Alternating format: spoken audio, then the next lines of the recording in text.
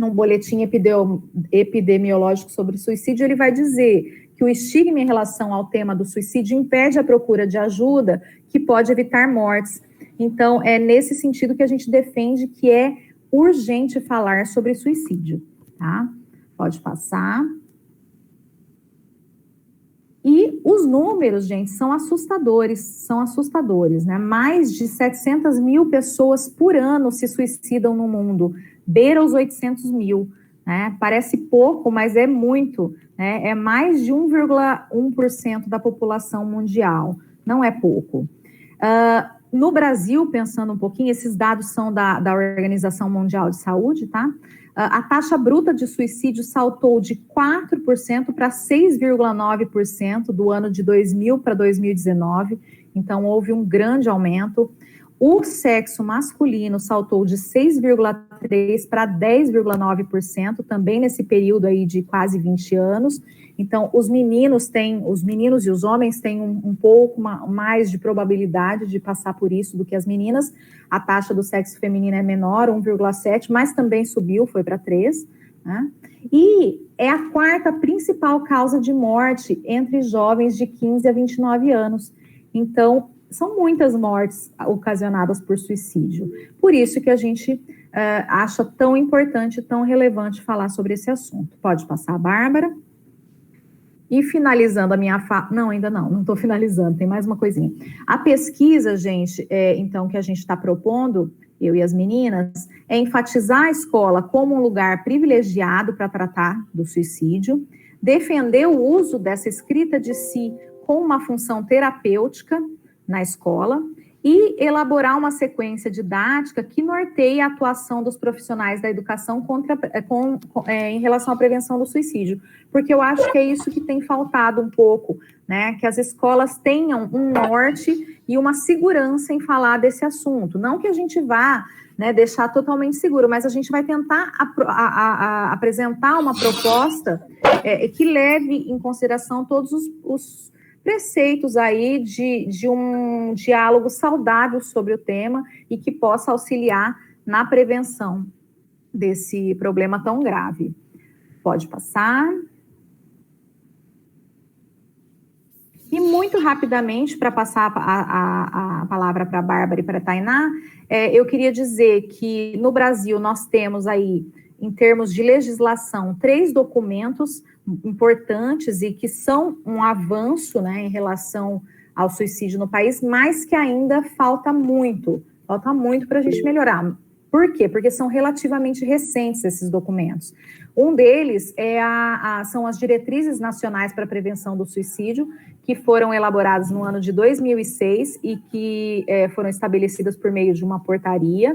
E só depois, no ano de 2019, é que vem a lei que cria a Política Nacional de Prevenção da Automutilação e do Suicídio. Então, vejam, a gente tem aí, vai completar 2 anos que essa lei foi elaborada, ela é muito recente, né, no país. E também houve, no ano de 2019, uma alteração no Código Penal brasileiro em relação ao induzimento, à instigação ou auxílio a suicídio ou à automutilação. Foi uma mudança bastante importante no nosso Código Penal, que vai aumentar a pena de quem incita, né, esse tipo de morte, e também vai considerar as questões de internet, de redes sociais, nesse processo, que é fundamental. Então, o crime de instigar ou induzir o suicídio ou a automutilação pela internet, ele também passa a ser considerado, que não era anteriormente. Então, eu acho que são avanços, né, embora seja bastante prematuro, eu acho que são avanços, e só é possível, né, fazer algum trabalho importante em relação à prevenção do suicídio se a gente tem uma política pública que ampare, né? Então, esse passo já foi dado, e a escola, ela aparece nesses documentos como uma agência muito importante para esse processo de prevenção, tá? Então, feitas essas explanações iniciais, eu passo a palavra para Tainá. Oi, gente. Boa tarde. Boa tarde, quase boa noite. Então, eu fiquei com a parte da escola como espaço de prevenção ao suicídio. Aí pode abrir lá o primeiro. Igual a professora Milene estava relatando, ainda é um tabu falar sobre esse assunto. Com a família, com os amigos, e principalmente no espaço escolar também tem essa dificuldade, né? O professor não sabe lidar. E tem esse tema, querendo ou não, entre os adolescentes. E parte desse tabu acontece por causa do efeito Werder, ou efeito de contágio. Eu vou contar para vocês essa história. Esse livro é um livro publicado por um escritor alemão em 1774. Ele fala sobre o sofrimento de um jovem chamado Werder, que ele quer se casar com uma moça e a moça já está prendida para outro rapaz. Então, ele relata esse sofrimento todo e depois relata como ele se suicidou. Isso daí foi um grande surto. O que aconteceu? As pessoas começaram a ler e elas se identificavam com aquele personagem, sabia como ele se matou, começaram a usar as mesmas roupas e se matar do mesmo jeito que ele se matou. Isso aí gerou um grande surto, teve até cidades da Europa que foram proibidas de circular até esse livro. E aí, grande parte por causa desse tabu, porque é isso, porque o professor ele pensa assim, como que eu vou no espaço escolar falar sobre... ele não sabe o que o livro é de Goethe. Ele não sabe como entrar mesmo nesse assunto e como se posicionar sobre esse assunto, né? Outra coisa que eu estava vendo também é que quando esse assunto é noticiado, tem até uma restrição. Eles pedem nunca para colocar em capa de revista, nem em capa de jornal, para você não incitar, não contar como uma pessoa se suicidou, nunca falar que foi bem sucedido aquilo, porque é um ato que não é, sabe?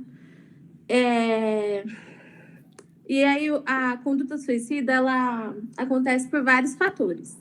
E como ele aborda tantas pessoas, não é preciso só também no meio escolar, mas também no meio familiar, no meio social, abordar esse assunto. E também quando...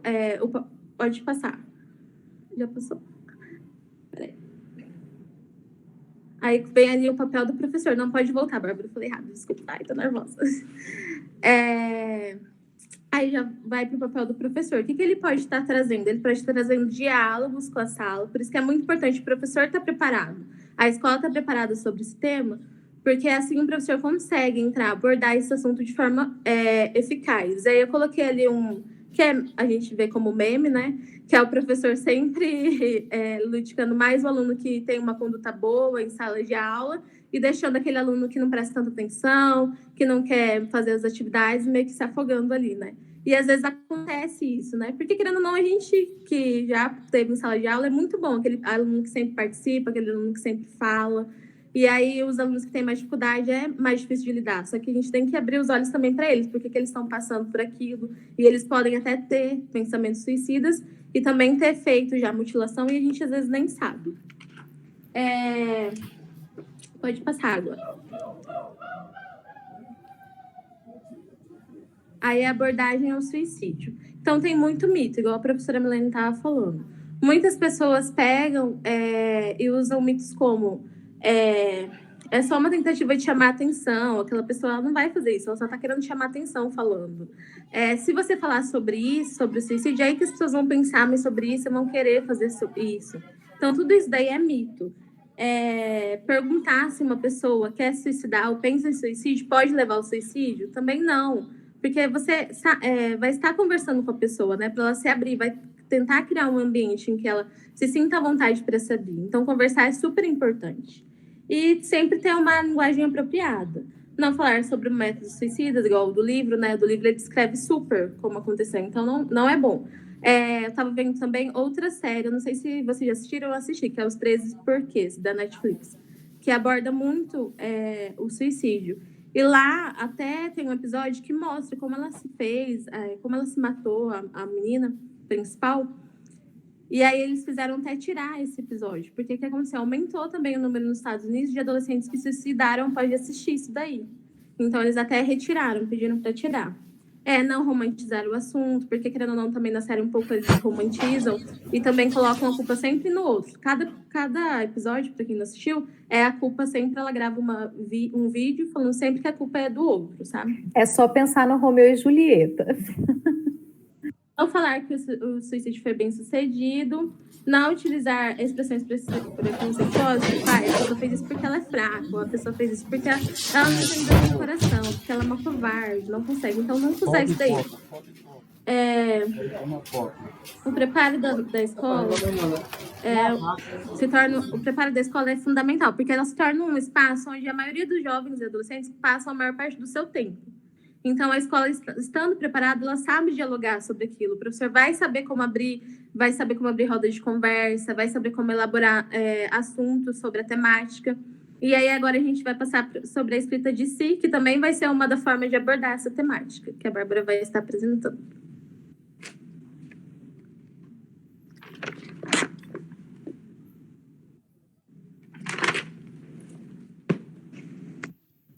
Bom, gente, a escrita de si, que a gente está explorando na pesquisa, né, ela é uma prática que é milenar, ela remonta à antiguidade. A gente encontrou nos nossos estudos uma produção do Foucault, onde ele categoriza a escrita de si, né, quando ele remonta a história, em 3 categorias. A primeira é esse nome grandão, que é o Pumnemata, que é a forma de escrita de si que mais se aproxima da nossa concepção de diário, de caderneta de anotações.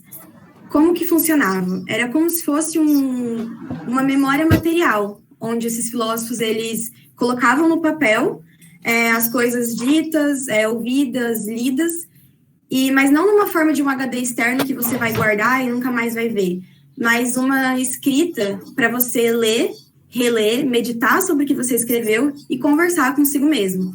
Essa forma de escrita de si é a que está mais voltada para a prática do autoconhecimento, né? E aí aqui eu coloquei essa imagem dessa inscrição, né, no templo de Apolo, que está em Delfos, na Grécia, que é bem famosa, né, que é conhece-te a ti mesmo, porque desde muitos anos atrás os filósofos gregos já entendiam a importância do autoconhecimento.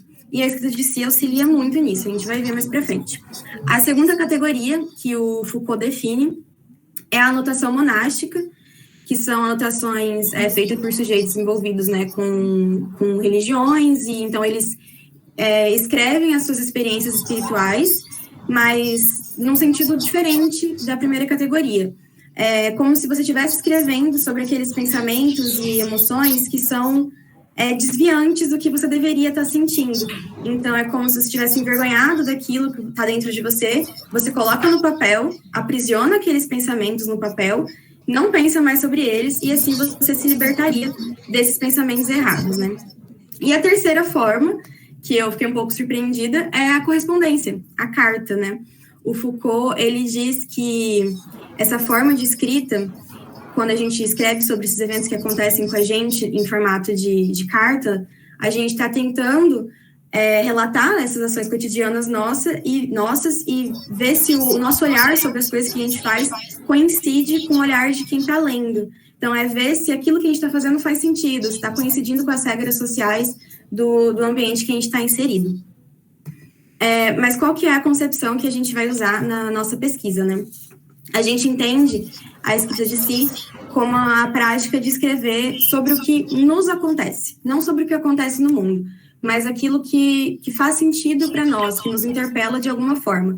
As nossas experiências subjetivas, os nossos sentimentos, nossas emoções, tudo isso, e aí vão existir várias modalidades da escrita de si. E é importante ressaltar que a escrita, ela tem uma capacidade de ordenar nossas ideias. Não no sentido de ordenar em ordem cronológica, o que eu fiz hoje em cada horário, mas na ordem de importância, na ordem que os fatos ficam retidos na nossa memória.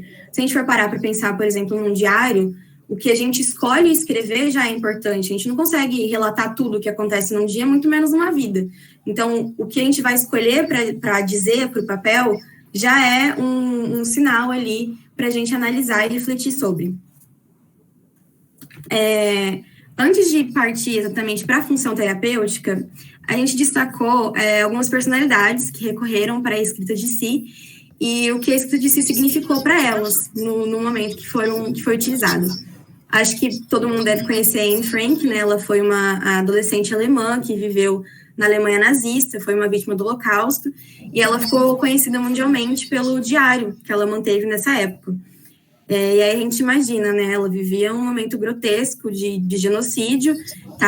No diário ela relata não só as experiências dela como adolescente, mas também o que era ser de uma família de judeus naquela época.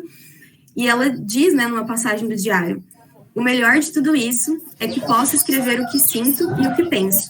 Do contrário, estaria totalmente sufocada. A Clarice Lispector, que também foi uma das maiores escritoras do Brasil, ela também fala sobre o que é escrever sobre ela mesma. Para ela diz: eu escrevo como se fosse para salvar a vida de alguém, provavelmente a minha própria vida. Viver é uma espécie de loucura que a morte faz. Bom, o Foucault, como eu já citei... Algum microfone ligou? Não sei, eu não estou vendo ninguém.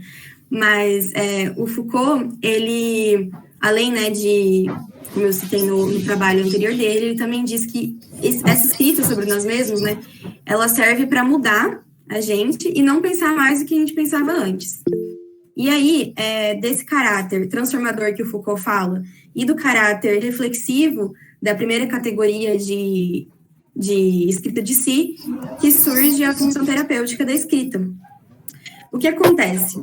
Quando a gente está escrevendo, né, ao escrever, a gente se dá a possibilidade de analisar nossas experiências por diferentes perspectivas, e aí isso vai gerar um maior entendimento dos eventos que aconteceram e aqueles que a gente decide escrever sobre. Isso vai ajudar a gente a desenvolver estratégias para lidar com esses eventos. Então, a gente vai poder avançar na nossa compreensão de si mesmo e na nossa compreensão do nosso entorno, dos eventos que envolvem a gente, né? Aí eu destaquei aqui uma passagem de uma das nossas referências, que eu acho que fala bem sobre como que é esse processo, como que ele consegue ser benéfico, né? Trata-se de destacar experiências, eventos e pessoas que contribuíram para o desenrolar dos fatos. Ao refletir sobre o desenrolar destes fatos, os processos psicológicos que envolvem a compreensão podem potencializar significativamente o processo de autoconhecimento. E, de repente, as coisas podem tornar-se mais claras. Padrões de comportamento podem ser melhor observados e explicações diversas podem emergir. Bom, sabendo disso, né, várias pesquisas foram conduzidas utilizando a escrita de si, relacionada à saúde, que não poderia deixar de falar, né, sendo da psicologia, então estou nas duas áreas, mas a gente viu isso em alguns trabalhos que usaram essa técnica e eles associaram, né, o uso da escrita de si em várias modalidades a benefícios na memória do trabalho, no sono, nos níveis de estresse, nos sintomas depressivos, no humor e inclusive no quadro clínico de doenças específicas como a asma, o câncer e a AIDS, principalmente relacionada pelos benefícios que a escrita pode trazer para o sistema imunológico. Bom, apesar, né, de ser uma técnica muito potente, a gente tem que manter sempre em mente o uso contextualizado dessa técnica, da prática, né? Primeiro, porque esses benefícios da saúde, eles não são universais. A escrita de si, ela é particularmente útil para quem já tem um costume de se expressar. As pessoas que não estão acostumadas a se expressar, elas tendem a escrever sobre os eventos em si, e não sobre as emoções, os sentimentos, o que elas sentiram exatamente quando aquilo aconteceu com elas. Isso pode acabar gerando uma ansiedade que não vai ser ressignificada, né, pela falta de reflexão sobre os eventos, e que pode acabar sendo um desgaste emocional. Então, é importante pensar nisso quando a gente for fazer a nossa sequência didática. E outra questão que é impossível não falar, né, no Brasil, é a questão da alfabetização. A gente tem um número expressivo de pessoas com 15 ou mais anos de idade que não sabem ler nem escrever, não passaram pelo processo. São 11 milhões de pessoas, né, representa uma grande parcela da nossa população. Bom, A gente caminhou até aqui na teoria, os nossos próximos passos, além da gente se aprofundar mais no estudo da escrita de si, a gente vai, no próximo semestre, né, elaborar a sequência didática, né, para nortear a atuação dos profissionais da educação na prevenção do suicídio. E nessa sequência, a gente pretende incluir gêneros discursivos, escrita de si e metodologias ativas dentro da temática da prevenção do suicídio no espaço da escola. As nossas referências estão aqui. E é isso, gente. Eu agradeço o espaço e fiquem à vontade para fazer qualquer pergunta, sugestão ou comentário.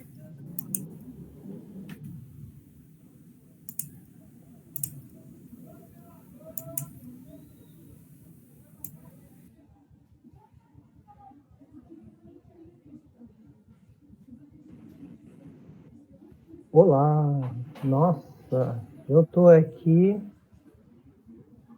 vibrando com esse tema, hein, gente? Show, fantástico, nossa,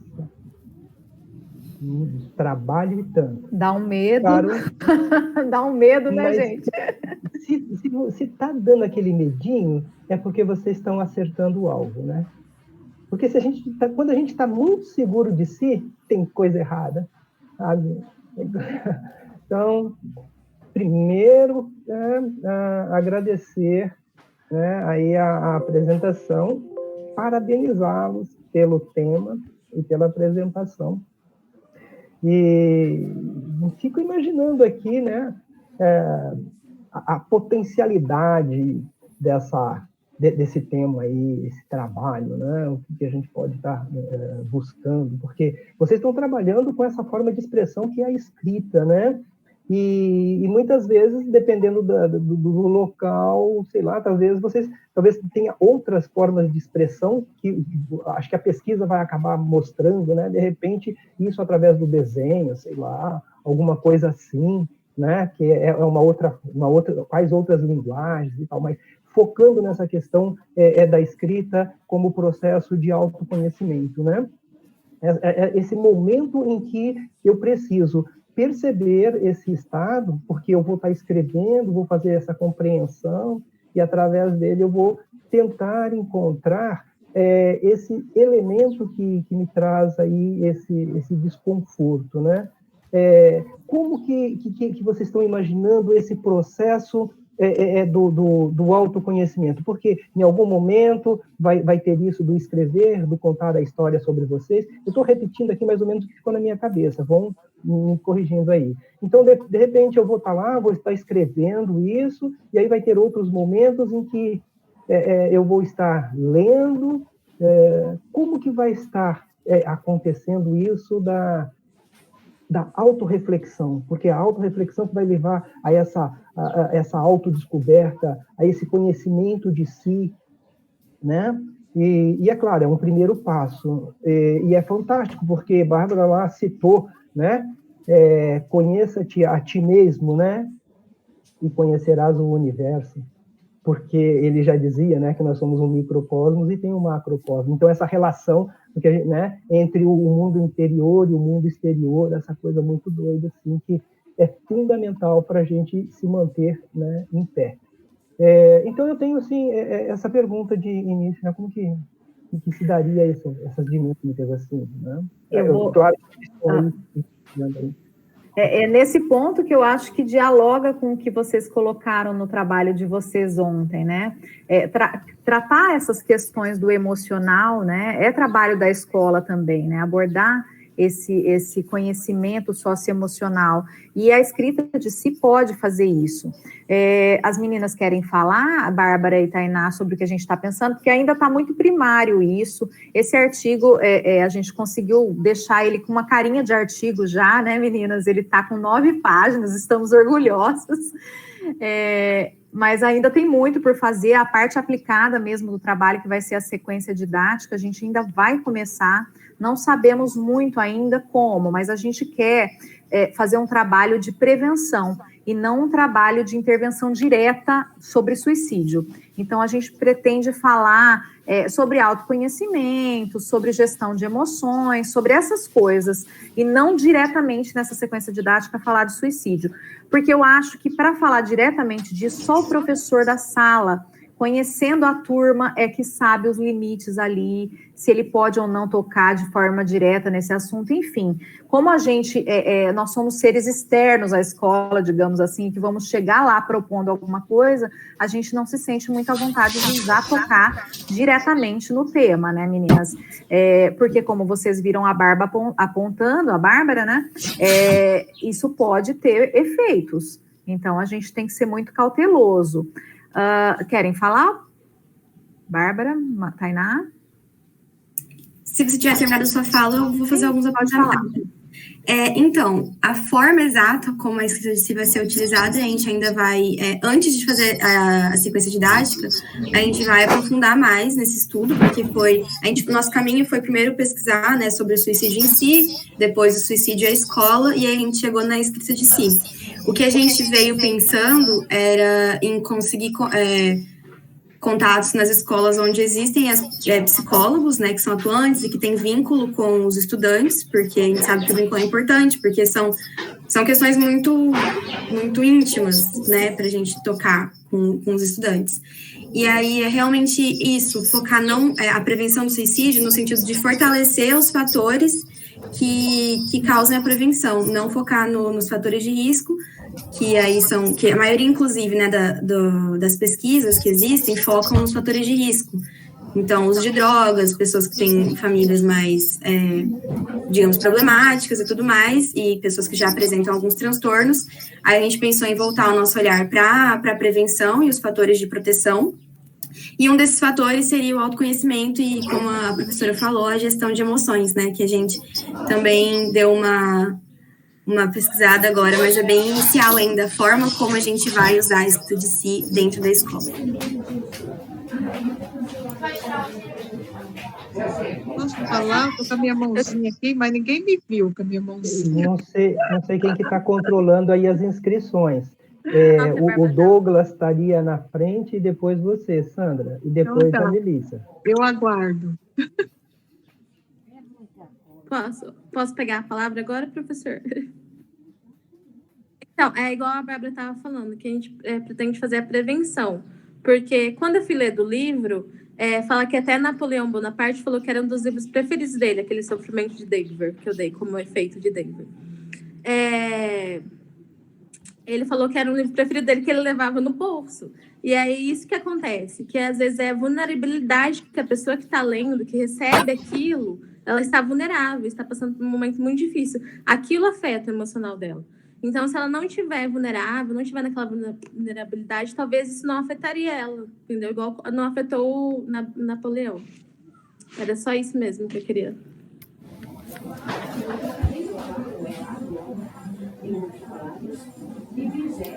Sou eu, então?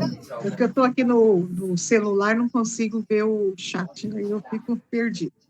Mas eu gostaria de falar para as meninas, né, a Tainá, a Bárbara, a Milene, que assunto importante, né? Ontem nós tínhamos comentado um pouco sobre a necessidade da regulação, né, e o autoconhecimento, como é importante, principalmente agora no... Eu penso que escrever sobre si é algo tão complexo, né, que tem que ser feito um trabalho inicial, acho que desde o início da alfabetização, porque é algo que não é do dia para a noite, né, que a gente consegue ter esse autoconhecimento mesmo, né. E aí a minha pergunta é em cima dessa questão. A partir, assim, pelo que eu percebi, vocês estão fazendo um trabalho, né, de levantamento, como se a escrita de si pode beneficiar nesse sentido do suicídio, né, e está orientando, não é uma aplicação, mas uma orientação aos professores, né, pelo que eu estou percebendo é assim. E a partir de que série? Porque eu vejo assim, eu lembro que uns 2, 3 anos que eu tenho criança pequena, as mães começaram a se descabelar, que tinha um, eu não lembro o nome, de um bichinho que parecia do nada, assim, no celular da criança, e aí as professoras... Momo. eu acho que é esse nome. E aí as professoras começaram a ficar loucas. Como vai falar, né? E aí as crianças começaram a trazer isso para a escola. Eu lembro que uma amiga minha falou assim, a professora pegou, parou a aula, explicou tudo, detalhe por detalhe, sobre o que estava aparecendo no celular. Aí ela falou assim, mas será que era importante? Porque aqueles que não sabiam ficaram sabendo, né? Aqueles que não teve contato com o meme lá, sei lá o que era aquilo, passaram a saber, ficaram curiosos, às vezes até foram procurar, né? Para saber o que era, né? Aí a mãe falou assim, mas será que a professora fez certo? Então, a importância dessa orientação, como trabalhar isso, né? Aí a minha pergunta é, a partir de que idade vocês acreditam que essas orientações já têm que ser feitas? Porque, na minha concepção, escrever sobre si mesmo, acho que já deve começar desde o início, tem que seja com um desenho, né? Eu acho que é uma prática. Acho que é uma prática. Agora, falar em questão disso no suicídio, porque a gente percebe cada vez mais, né, o número de suicídio, vocês já trouxeram, é muito grande, mas a idade também, né, cada vez menor. Está diminuindo, criança, Sandra. né? Até criança Sim. também, né, está passando por essa situação. E aí, a partir de quando? Que idade vocês pensam? Ou vocês teriam uma sugestão para cada etapa, ou etapa diferente vocês sugeriam de uma forma, porque é tão delicada a situação, né? É muito delicado, é muito delicado, a gente não pensou. Com criança mais delicada ainda, mas é algo que é real, né? Acontece, está na realidade, tem crianças com 7, 8 anos já tentando suicídio, e aí eu lembro que na época que apareceu essa situação aí, as mães começaram a né, ficar totalmente preocupada, né? Por quê? Porque as crianças é muito vulnerável, né? São impulsivas. Essas informações. E aí é importante conversar sobre isso. E como, né? Como fazer isso? Porque, por exemplo, essa professora meio que detalhizou tanta coisa que as mães ficaram horrorizadas. Mas, meu Deus do céu, meu filho nem sabia disso. Agora está sabendo e agora está me perguntando. Né? Então, como trabalhar isso a partir de que idade e se vocês pensam em fazer algo assim por faixa etária, sugestões por faixa etária?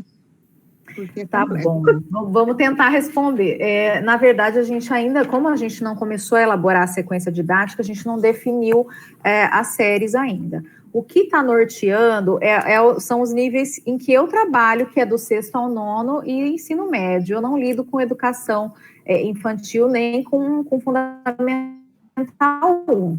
No entanto, Sandra, você me passou o contato de uma professora de uma escola, você está lembrada? E essa professora, ela ficou muito interessada quando eu falei que a gente estava abordando essa questão do suicídio. É uma escola que trabalha com ensino fundamental 1 e ela quer uma palestra nossa em setembro sobre a temática. Então, a gente já está com a agenda, olha aí, que loucura, sem estar com o projeto nem pronto. Então, ela falou que sim, que é necessário falar disso com as crianças. Então, a gente vai ter uma conversa com os professores da escola sobre isso. Ainda não chegamos numa parte da pesquisa em que a gente viu muito sobre como a escola tem feito esse trabalho com crianças, né? Então, eu me sinto mais confortável, e acho que a Bárbara e a Tainá também vão se sentir, em falar com crianças do 6º para frente. Eu acho que a nossa sequência didática vai ser para essa faixa etária. De qualquer modo, e você falou isso na sua fala, Sandra, a gente ficou aí no nosso projeto muito dividida entre fazer um material para formação de professores e fazer um material para os alunos. Então, a gente está nesse meio caminho aí. Se conseguirmos, vamos fazer as duas coisas, né? Um material para a formação de professores, porque é isso que acontece, Sandra. O professor, ele precisa falar sobre isso, né? É uma obrigação da escola, a partir dessas políticas que foram legisladas em 2019. A escola tem que participar disso. Mas o professor muitas vezes não sabe como abordar e às vezes ele vai cometer excessos. Então, esses manuais que a gente tem estudado, né, meninas, da OMS, manuais aí no Ministério da Saúde, todos eles vão orientando sobre o tipo de linguagem, os mitos que você deve evitar, o que você deve ou não utilizar para falar, alertam para essa questão do efeito de contágio, que é muito problemático, né? Então, tem uma série de melindres para você poder falar sobre isso, não é simples, e é por isso que a gente gostaria de elaborar um material para mostrar para os professores, para eles, eu mesma não sabia, eu cometeria uma série de erros ao falar sobre isso, né, isso é coisa que você tem na sua cabeça, tira isso da sua cabeça, né, não, né, é muito pelo contrário, é acolher, é identificar a dor, e o professor, com a proximidade que ele tem do aluno, né, ele consegue visualizar, né, algumas coisas que às vezes nem os pais conseguem. Então, o professor pode ser um excelente aliado, mas ele tem que estar instrumentado aí com essa linguagem adequada, né, com conhecimento de como lidar com essa temática. Não sei se respondeu a pergunta. A Bárbara quer complementar a resposta? É só um comentário. Eu estou no meu primeiro estágio, né, da licenciatura em psicologia, e aí esse semestre a gente trabalhou as habilidades socioemocionais, que inclusive eu trouxe para a nossa pesquisa para a gente conversar sobre, e inicia desde dos anos iniciais da escola, assim, do fundamental que a gente trabalha, né? E eu acho que, assim, particularmente, né, a gente realmente não aprofundou na questão da idade, mas o fator de proteção de habilidades socioemocionais, ele deve sim ser trabalhado desde do início, não pela escrita de si, porque a gente precisa passar pela alfabetização antes, né, mas de outras formas. E, por exemplo, a forma que a gente vai abordar o suicídio, ela não seria tão direta se a gente fosse fazer com os estudantes, né, seria realmente fortalecendo os fatores de proteção e não tratando do assunto caso o professor não se sentisse confortável ou seguro. E aí eu acho que com crianças, o que mudaria, como a Tainá, por exemplo, pontuou, né, a forma como é dito. Quando a gente vai usar os materiais para falar de habilidades sociais, por exemplo, o meu estágio, a gente variou muitas idades esse semestre, né? Então tinha um pessoal, a Marina sabe, que eu acho que a Marina pegou uma galera bem novinha, né? Um pessoal assim do Fundamental 1.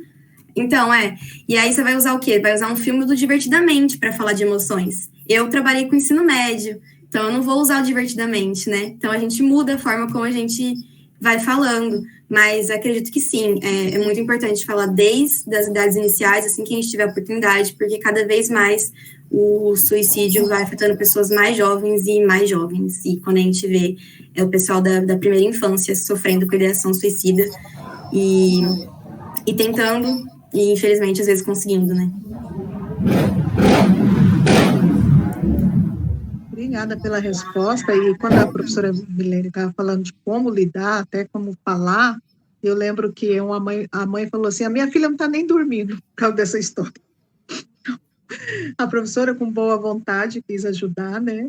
E a filha ficou sem dormir. Aí ela tava... A imagem da Momô era horripilante. E eu acho que ela mostrou e ela quis, né? Mas com boa intenção, né, coitada? Mas tá bom, obrigada, tá? Responderam.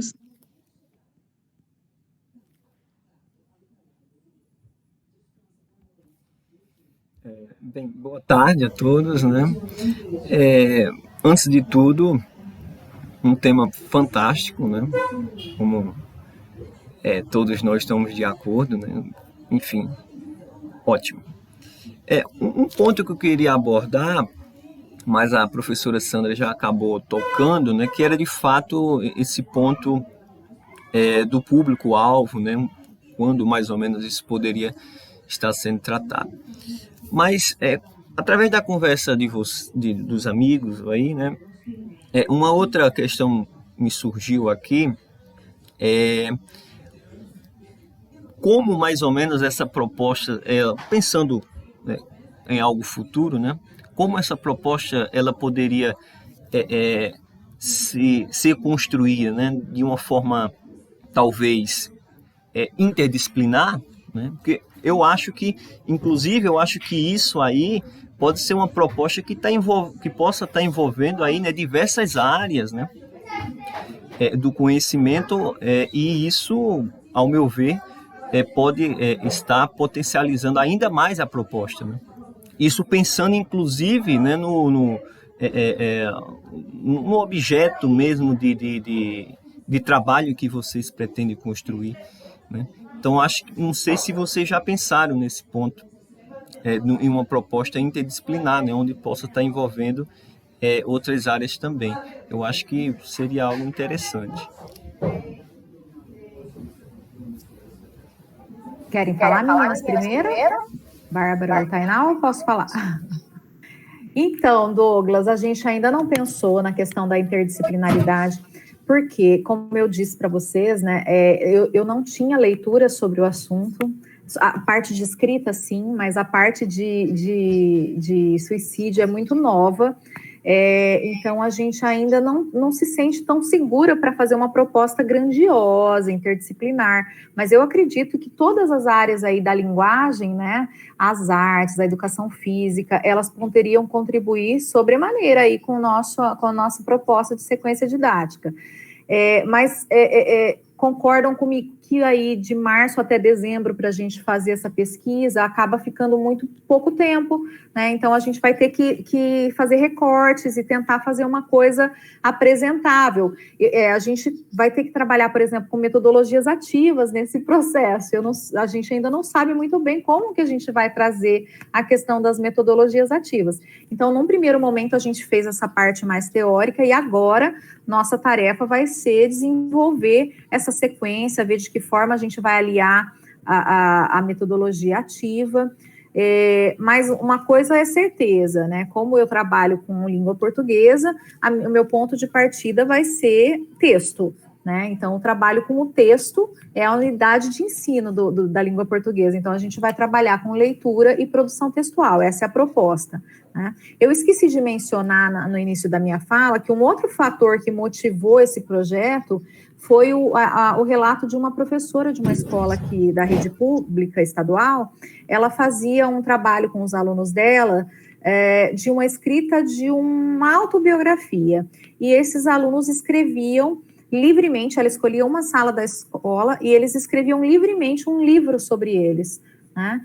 Ela não corrigia questões ortográficas superficiais, ela lia acolhendo os textos dos alunos. Então, eles escreviam livros de 30 páginas, eu tive, assim, livros grossos, alguns mandavam em editoras para fazer capa, eles ilustravam, era um trabalho belíssimo, e que, assim, prova que os alunos gostam de escrever, muito pelo contrário do que parece, mas quando eles podem escrever o que eles querem, o que eles gostam, né? E o que acontecia com esses trabalhos, né? A professora conhecia mais os alunos e, inclusive, em muitos casos, ela detectou ali situações de risco, de vulnerabilidade e encaminhou para assistente social, né? Pediu ajuda para quem pudesse ali na escola encaminhar e foi encaminhado. Então, eu acho que é nesse sentido que a escrita de si ela pode ser um fator de contribuição, porque o professor, estando preparado, conhecendo as causas, né, que levam ao suicídio, sabendo quais são aí as questões que ele pode detectar em sala de aula, a gente não vai jogar para o professor essa responsabilidade de resolver esse problema, né? Mas ele ter essas ferramentas para detectar e encaminhar. A escola tem esse potencial, né, de detectar e encaminhar. Esse é o ponto do nosso trabalho. Não sei se eu respondo, Douglas, mas eu acho que tem um super potencial para a interdisciplinaridade. Não sei se a gente dá conta disso agora. Tá. Muito obrigado. Fico contente com a resposta, muito satisfatório.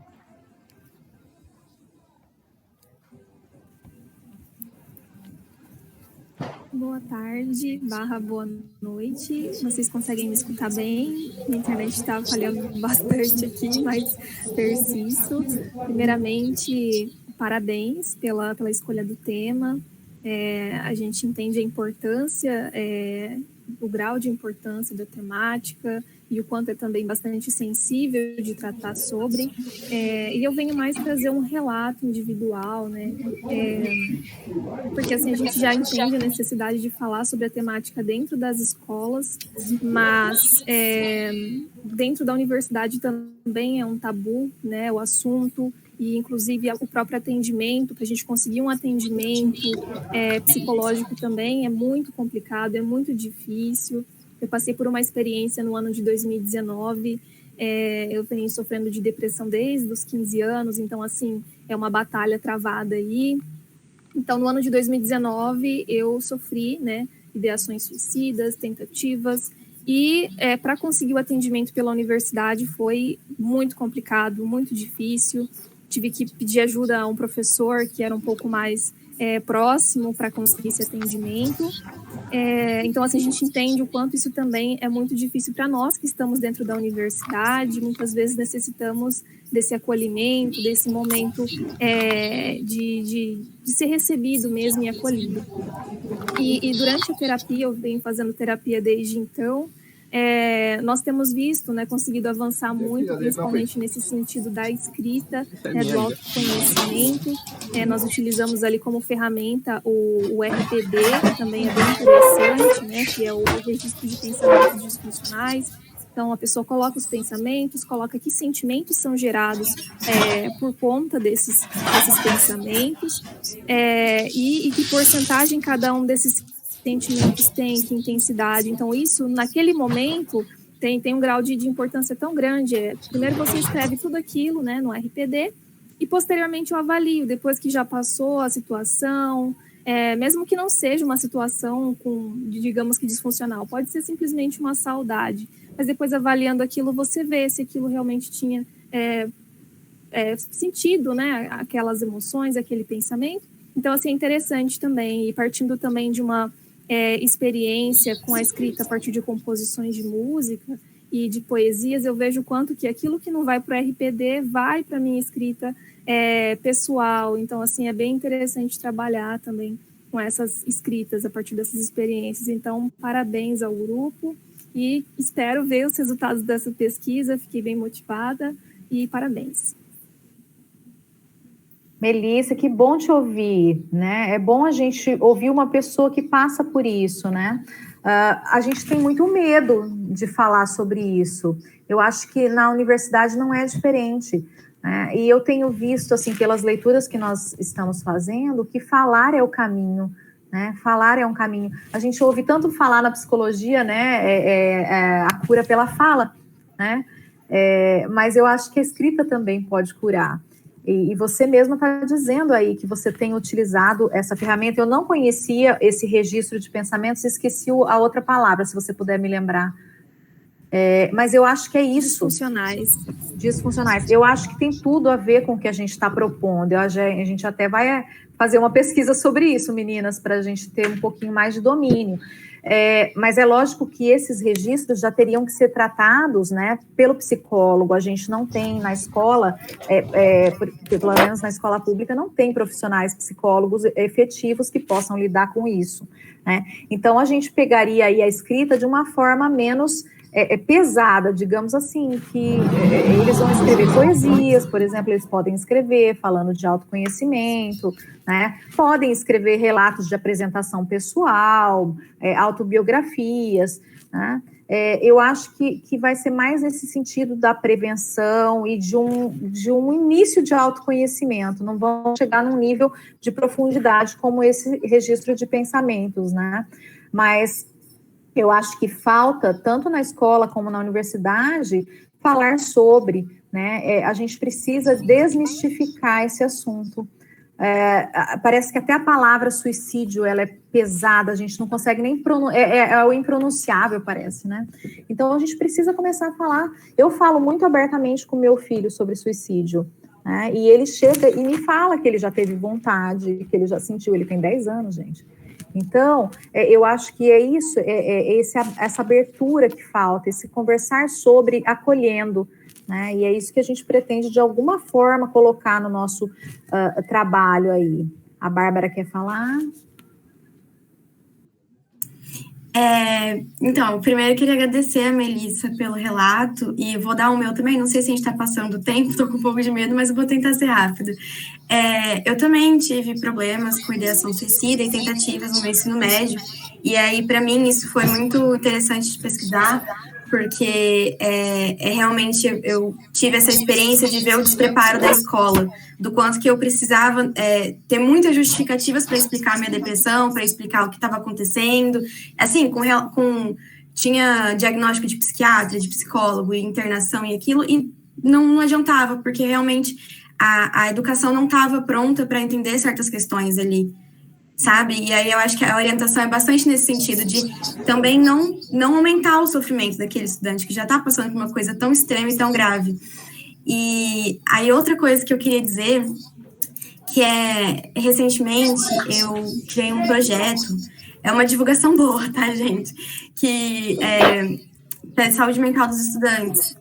E aí a gente vem fazendo algumas rodas de conversa dentro da UFGD mesmo, sobre a saúde mental no geral dos estudantes, com temáticas, né, tanto da questão da pandemia, mas também tem bastante divulgação de projetos que oferecem terapia gratuita, ou espaços de acolhimento e apoio e tudo mais. Então, vou deixar o link aqui.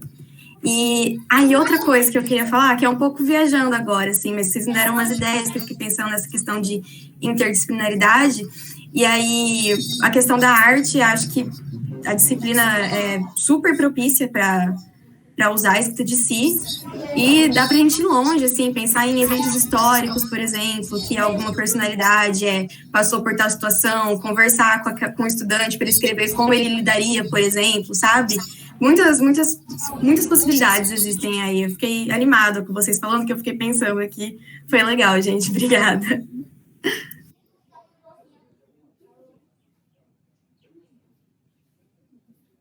Teria muitas coisas para a gente falar, tantas coisas para a gente ouvir também de vocês.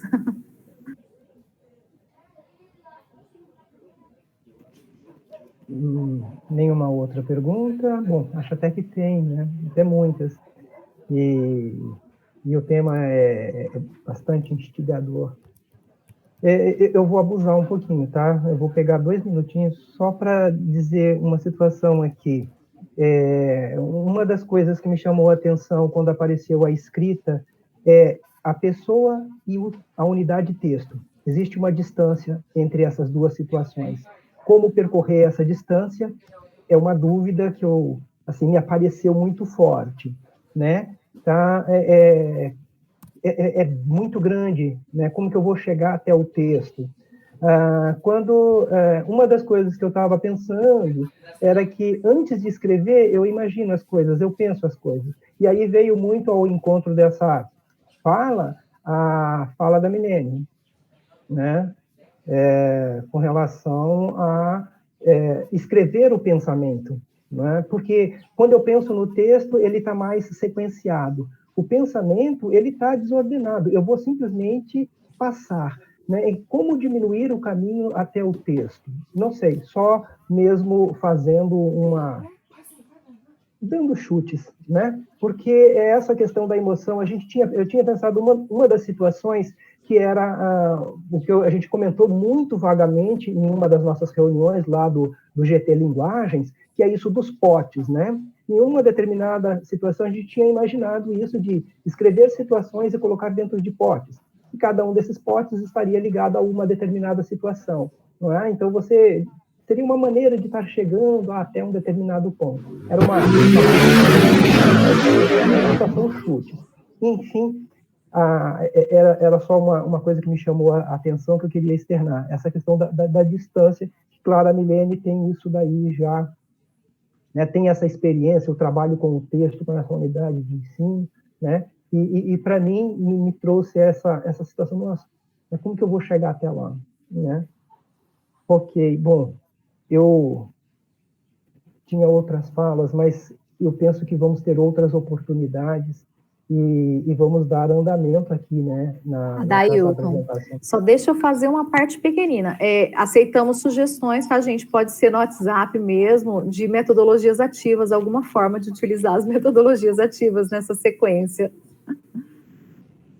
Ok, Milene, obrigado pela abertura, né? Então a gente vai estar comentando, sim. E eu vou dar início, então, eu vou pedir licença e eu vou encerrar, então, a apresentação, no sentido de que o professor Diego está presente, Bruno, né, e Marina, no sentido de aguardar aí a apresentação deles, e, eventualmente, a gente pode ficar, né, depois das 19, quem quiser, fazendo um bate-bola aqui, né? Então, podemos fazer dar um stand-by aqui agora, nesse tema fantástico, e eu gostaria, então, de abrir a palavra para o grupo agora, que vai apresentar, né? Então, abriria a palavra aí para o professor Diego, que passaria a coordenar, então, a apresentação do grupo e apresentando aí o seu trabalho. Professor Diego, seja muito bem-vindo aí aos trabalhos estamos todos aqui na expectativa de conhecer, né, esse debate aí da Marina, do Bruno, né, e que você vai estar historiando um pouquinho isso, né, porque o grupo também teve, né, saídas e entradas, e isso acaba tendo aí a necessidade de algumas outras equacionamentos. Professor Diego, você está com a palavra. Boa noite, Adailton, boa noite a todo mundo. Parabéns aí ao grupo da Milene pela apresentação, né, a Tainá e Naísa, né, que são as orientandas. E, cara, eu achei muito interessante, eu achei que o que vocês fizeram teve uma motivação muito próximo do que o nosso grupo também vem trabalhando, né. A gente também iniciou ali com uma preocupação relativa aos estudantes, né, a questão de como que eles estão sendo incluídos, né, no processo educacional. Afinal de contas, a gente está falando que a gente vai abordar a questão do suicídio, essas questões, né, que parecem ser um pouco de tabu. A gente está falando de inclusão, né, de uma grande parcela aí desses estudantes que tem, né, uma vida permeada, né, atravessada por essas questões e não tem oportunidade de ser ouvido e de ser abordado também, né, no processo educativo. Então, eles vão ser representados, né, assim como acontece com a questão LGBT, assim como acontece com as questões de gênero. A gente superar esses tabus na escola é a gente incluir, né, os estudantes. Então, a gente também teve bastante sensível a essas questões de inclusão, né. A gente fez um processo aí de orientação e de trabalho bastante fluido, bastante interessante, construtivo também. Não vou adiantar tantas coisas, né, porque o Bruno e a Marina apresentaram aí, já fizeram um planejamento.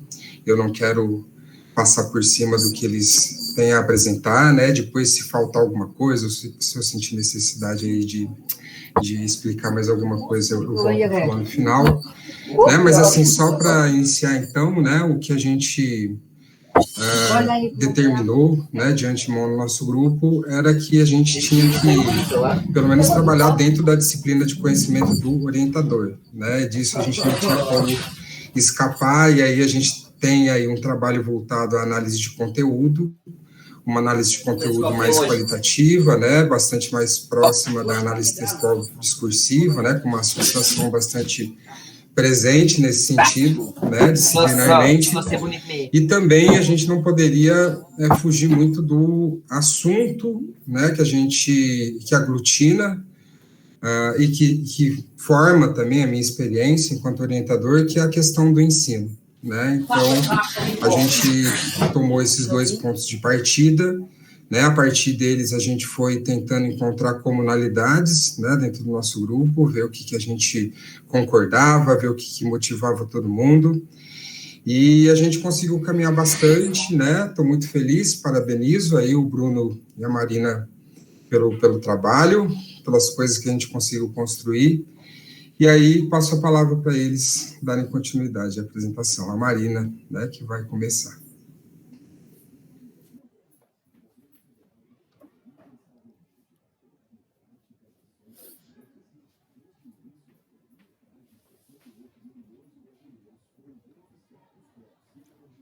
Bárbara.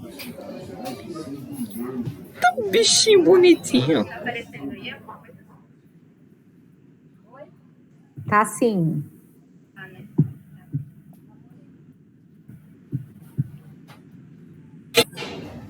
Estão vendo direitinho? Sim. Mais ou menos. Bom, boa noite a todas, a todos e a todes.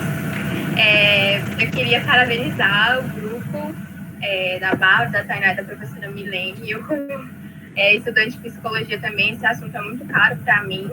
E a Bárbara, né, ela é minha veterana, é uma inspiração para mim também dentro do curso, ela é sempre preocupada com essas questões, né. Eu acompanho também, já participei dessas oficinas, né, do saúde mental dos estudantes, é muito importante esse momento que a gente tem, né, o meu copo, para conversar e falar sobre os problemas comuns, né, entre os estudantes e tal. E agora eu vou falar um pouquinho, né, sobre o nosso projeto de pesquisa. Bom, eu vou falar um pouquinho sobre esse tema, né, que é Educação em Direitos Humanos na Formação Continuada Docente da Universidade Federal das Anjos Dourados. Eu vou falar um pouquinho por que a gente escolheu, né, e o processo que foi para a gente chegar até esse tema. E, de antemão, eu queria falar que a gente chegou a esse tema bem recentemente. Foi todo um processo, assim, como o professor Diego mencionou, para a gente achar algo em comum, né, entre o que eu e o Bruno estava pesquisando. E aí essas questões, né, questões sociais, questões de inclusão e de formação docente, teve, assim, desde o início, né, presente, né, nas reuniões de orientação com o professor Diego. E, bom, inicialmente a gente queria... né, a partir de atividades que o professor Diego sugeriu, a gente chegou a um tema de formação política, né, e sobre também as questões de inclusão. E aí a gente foi caminhando, né, o professor Diego foi passando atividades para a gente fazer, e pesquisas e redações, né, para a gente chegar, e a partir dessas redações, dessas pesquisas, a gente foi achando coisas em comum e foi afunilando, né, esse tema até chegar a esse que vocês estão vendo aí. E a gente teve um pouco de dificuldade, né, de encontrar referências teóricas em relação à inclusão. Porque a inclusão que a gente queria tratar era a inclusão, uma inclusão universal. E a gente encontrou muitos textos, né, falando mais voltado para essa questão da educação especial, né, da inclusão de pessoas com deficiência. E a partir disso, né, a gente resolveu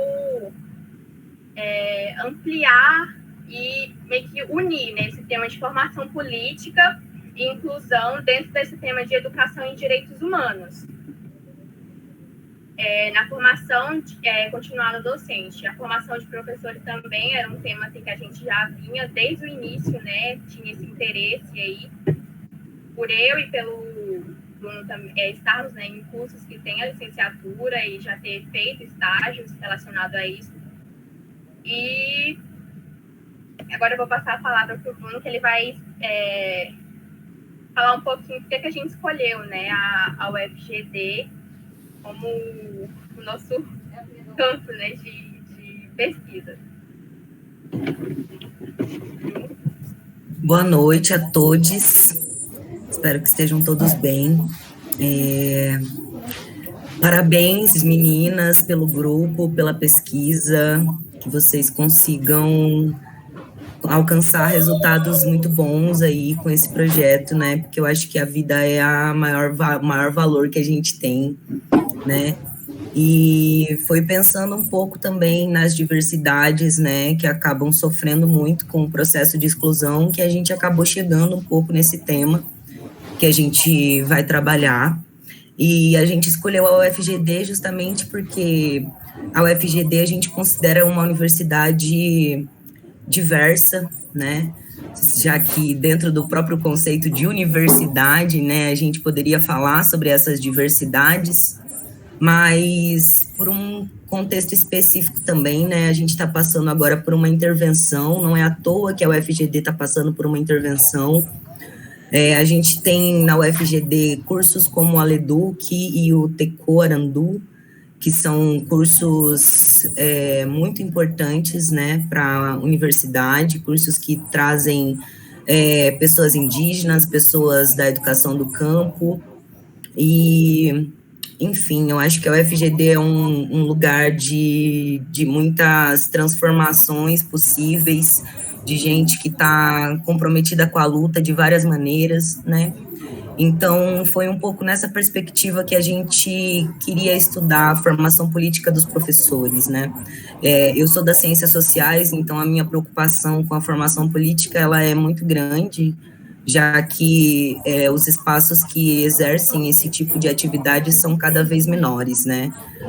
Os espaços, eu digo, tanto espaços institucionais quanto espaços não institucionais, né? E na formação dos professores eu acabei sentindo essa dificuldade, né? A partir da minha própria experiência enquanto licenciando, né? Estou aí já finalizando a minha graduação, já terminei os meus estágios, e durante os estágios a gente pode observar, né, a falta dessa possibilidade de formação política. E quando eu falo de formação política aqui, eu vou trazer um pouco das referências depois, né, mas a gente está pensando no papel do professor também, né, enquanto formação cidadã, enquanto formação crítica social, né, a respeito da sociedade. E aí agora eu vou passar para a Marina, que ela vai falar um pouco mais sobre o nosso projeto. Bom, gente, voltando, eu vou falar um pouco sobre esses tópicos, né, que permeiam o tema, né, que a gente escolheu. Bom, primeiro vem a formação política, né, e como o Bruno falou, a universidade é um espaço político, né, a gente todos os espaços praticamente perpassam, né, as questões políticas, e é importante, é muito necessário a gente entender, né, a política para poder reivindicar os nossos direitos, saber quando os nossos direitos estão sendo violados, porque tudo isso, né, faz parte da política. Nós somos seres biológicos, somos seres políticos, somos seres sociais, né? E a gente também vem trazendo, né, a educação em direitos humanos. E uma das bases, né, teóricas que a gente pegou foi o Plano Nacional de Educação e Direitos Humanos, uma cartilha de 2018, e outro foi uma portaria do Conselho Nacional de Educação, lançado em 2012, onde ele fala, né, dessa implementação de direitos humanos, dessa discussão de direitos humanos não só no ensino superior, na educação básica e demais. E o Plano Nacional de Educação, né, ele traz uma compreensão de que os direitos humanos, ele é um processo, né, sistemático, é um direito nacional e que orienta, né, a formação do sujeito de direitos. E esse plano, ele traz algumas articulações, ele articula essa educação em direitos humanos em algumas dimensões, e uma delas que eu achei muito importante é a formação da consciência cidadã, né, capaz de se fazer presente em níveis cognitivos, social e político. E outro tópico que a gente vai abordar na nossa pesquisa é a formação continuada. Então, a formação continuada, acho que é indispensável, né, para uma qualidade de ensino, que os professores possam estar sendo atualizados aí sempre, né, porque o mundo muda constantemente, e a gente enxerga, né, a formação continuada como um processo importante, né, para a qualidade, não só para a qualidade de ensino, né. E outra referência que a gente vai trazer na nossa pesquisa é um livro do Florestan Fernandes chamado Formação Política e o Trabalho do Professor, onde ele vai falar que, né, o professor, ele precisa ser um professor cidadão e também ele precisa ser um ser humano rebelde. Quando ele fala de professor cidadão, ele também fala que o professor não tem que ser só cidadão, né, falar sobre política, sobre essas outras dimensões culturais, socioculturais, não apenas na sala de aula, como também fora dela. E aí ele fala assim, que o professor, né, com base na formação cidadã, né, enquanto sujeito político, ele tem...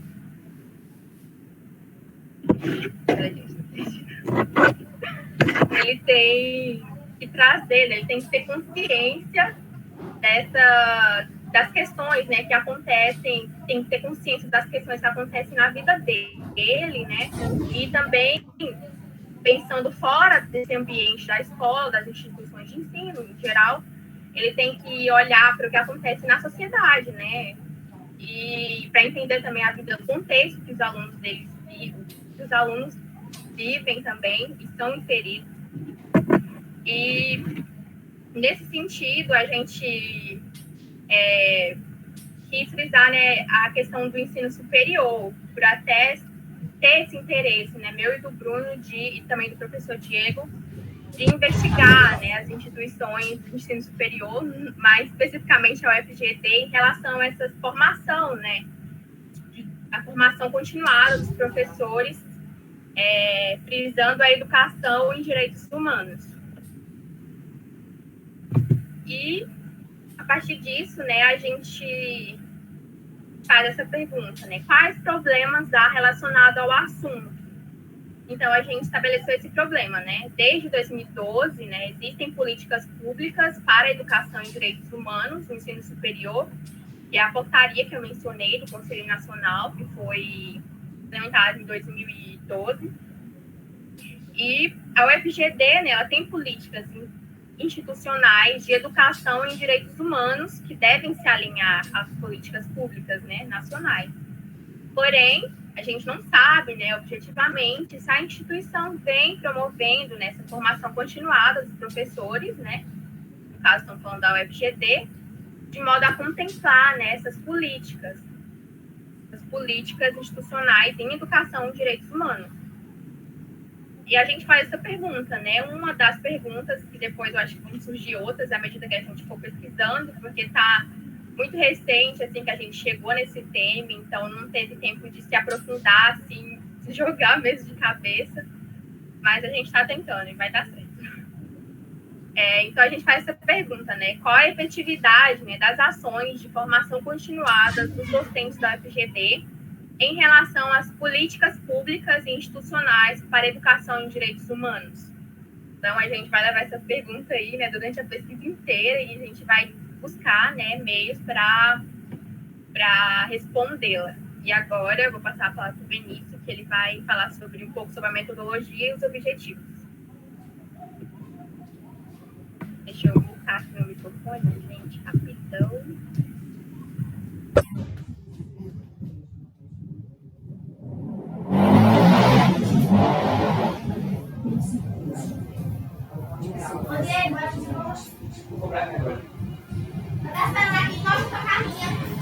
Pode passar, Marina, por favor.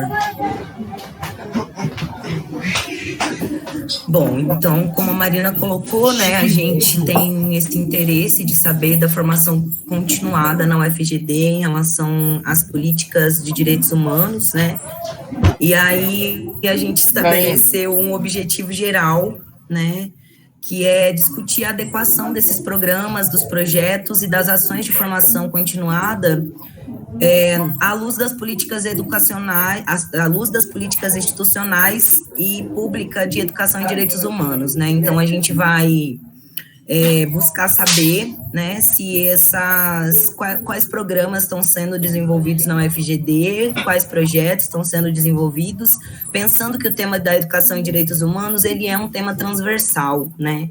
Então, ele pode ser tratado de várias formas pela universidade. E aí a gente foi observando, né, que a gente precisaria também de alguns objetivos específicos para tentar adentrar dentro dessa pesquisa, né, e aí a gente vai discutir a relação entre as políticas institucionais e as políticas de educação para o ensino superior, né, então as especificidades do ensino superior, catalogar programas, projetos e relatórios das ações de formação dos professores da UFGD e analisar os programas, os projetos, os relatórios de ações e formação docente em relação aos conteúdos das políticas institucionais. né? Então, a gente está adentrando ainda esse tema, né? A gente não sabe muito bem ainda o que vai encontrar em relação a isso, porque até onde a gente sabe, existem algumas disciplinas, né, que a UFGD oferece, que estão no Reúne, por exemplo, né, de Educação e Direitos Humanos, e tem algumas obrigatórias da licenciatura, né, que também promovem a educação e direitos humanos, mas a gente acredita ainda que seja, de alguma maneira, ainda muito pouco, né, diante do que a gente ainda precisa avançar em relação aos direitos humanos, né, a discussão dos direitos humanos, né. Eu acho que, hoje em dia, a gente sabe que saber, né, sobre os direitos humanos é algo que ficou catalogado como de esquerda, né, ficou catalogado como pessoas do PT, né, infelizmente esse é o pensamento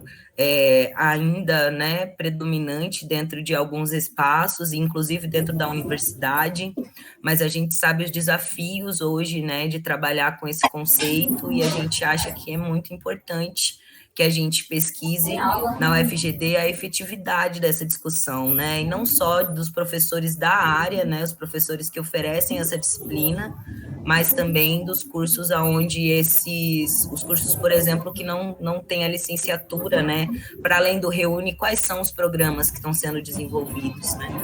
Então, essas questões todas atravessaram um pouco a nossa percepção. Se você puder passar, Marina. E aí, como é que a gente vai fazer? Vejo coleguinhas querendo. Sim, com certeza. Então, e aí a gente. É muito difícil, né? Porque quando a gente vai falar sobre educação e direitos humanos, as pessoas acham que a gente só tem que cumprir a